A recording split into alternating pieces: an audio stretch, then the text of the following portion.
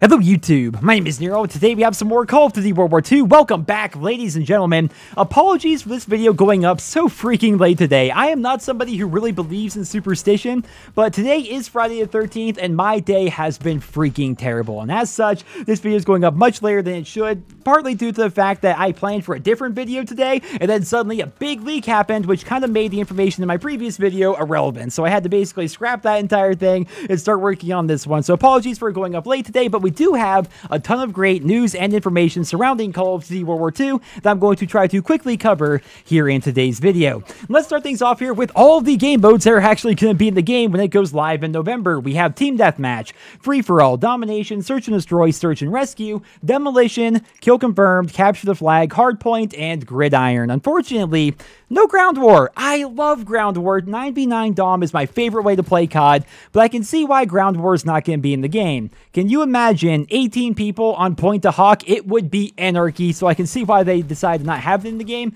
but that's also kind of telling of how small the maps are going to be in Call of Duty World War II. In previous years, what they would do is they would actually just make it so Ground War would only have the big maps. Apparently, there aren't enough big maps for Ground War to even exist in this game, so that's a little bit worrisome if you ask me, but we also have some other game modes available. Gun Game, Infected, Blades, which is actually going to be throwing knives and combat knives only, 1v1, Lockdown, Air, Control, as was Aces. So obviously these are some new game modes. We don't know what they're actually going to be and if they're actually going to make it into the full version of the game. The author of this leak actually said that Infected and Aces do not have any World War II references in the game files, but they are in the game files themselves. So we're going to have to see if they're actually going to be in the game come November. But yeah, we have a nice list here of classic, tried and true game modes, along with some brand new game modes, along with some party modes. And I think that's definitely good for Call of Duty World War II going forward. Next up, let's talk about basic training. So it looks like we're going to have 37 different basic trainings available in the full build of Call of Duty World War II.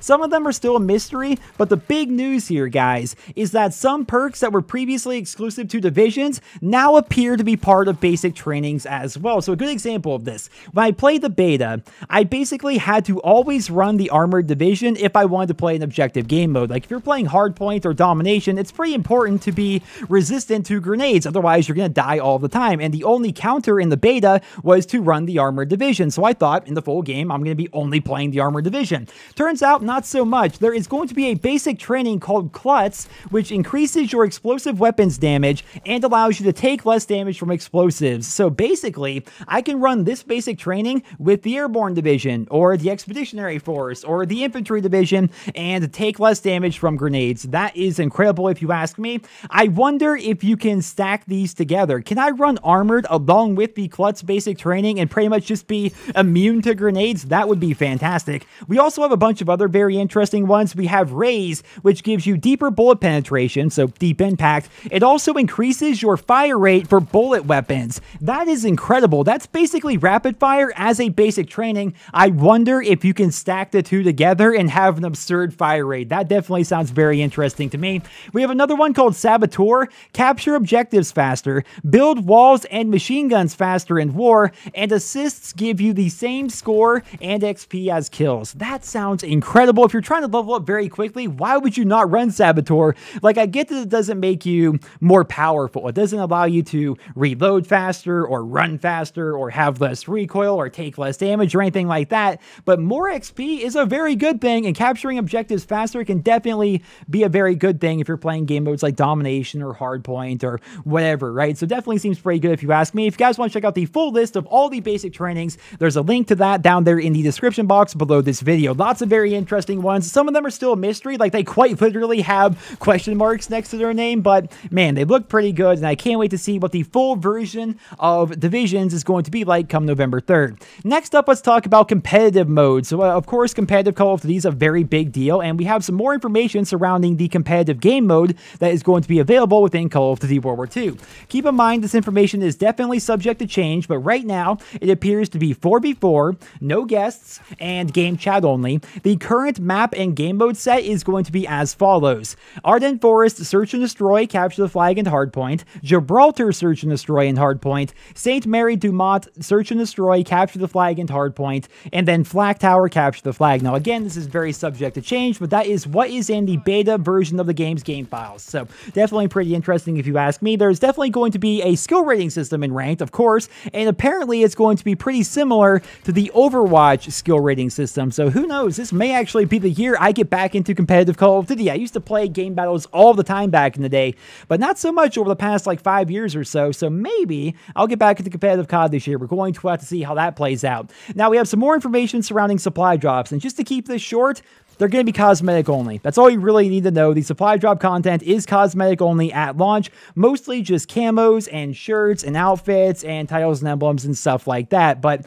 of course, they have lied to us in the past. There is no guarantee it's going to remain cosmetic only. So my recommendation to all of you guys is to hold on to all of your supply keys and your credits and spend them after the inevitable update that adds game-changing content to supply drops. I mean, we have no reason to trust Activision. It's been 4 straight games with game-changing content. Why should we trust them this year? Finally, we have the headquarters. Now, there isn't really a ton of brand new information surrounding the headquarters. For those that don't know, the HQ is going to be a place where we spend a lot of our time in Call of Duty World War II, doing 1v1s in the 1v1 pit, shooting skeet, boxing other players, hanging out at the firing range. But there's a couple of new bits of information from this leak today. There is going to be an emblem editor in Call of Duty World War II, which is actually very good news if you ask me. And there's also going to be a zombies officer. For those that don't know, the headquarters is like where we go and access everything. Like if you want to join a multiplayer match, you can do it from the headquarters. If you want to go play campaign, you can do it from the headquarters. You want to hang out and watch live streams from the theater, you can do that in the headquarters. And you can also access zombies from the headquarters via the zombies officer. I can't wait to see what this guy is going to look like. I imagine him off in some random corner somewhere of the headquarters. There are going to be zombies loot boxes, a zombies combat record. I can't wait to just play in the headquarters, because while we know a lot about it already, we're yet to actually see proper gameplay. We have this trailer here, of course, and YouTubers were flown out to play the game early, but they were only given access to the firing range. Like, there's no footage out there of people just walking around and hanging out in the headquarters, and I can't wait to see what the headquarters experience is actually going to be like, because again, we are going to be spending a lot of our time in that particular area. Well, ladies and gentlemen, that's all I have for you guys here in this video. Thank you all so much for listening. Again, apologies for this video going up so late. Hopefully tomorrow's video will go up on time. You know, not past midnight. That would be fantastic. But until then, thank you all so much for listening. Thank you for bearing with me tonight. I hope you enjoyed the video. Drop me a rating. I hope you guys all have a wonderful day.